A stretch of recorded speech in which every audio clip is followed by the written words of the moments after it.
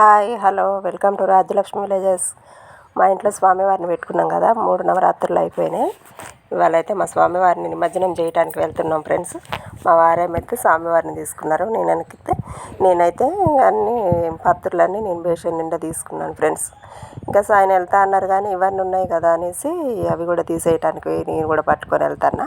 మళ్ళీ ఏముంది, ఇద్దరం వెళ్దామనేసి వెళ్ళినాం.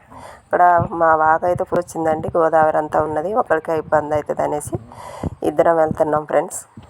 ఇక అయితే స్వామివారిని తీసేయడానికి మా వారైతే టైంకి వచ్చారు. ఇక్కడ వాగలో దిగారు ఫ్రెండ్స్.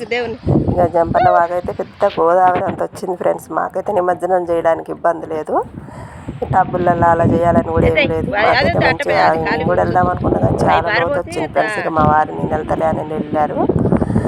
ఓకే మరి పత్రులు అవన్నీ కూడా వేశారు. ఓకే మరి బాయ్ ఫ్రెండ్స్. మీరందరూ ఎలా చేసుకున్నారో, ఎన్ని రోజులు ఉంచుకున్నారో కామెంట్ చేయండి, లైక్ చేయండి. బాయ్.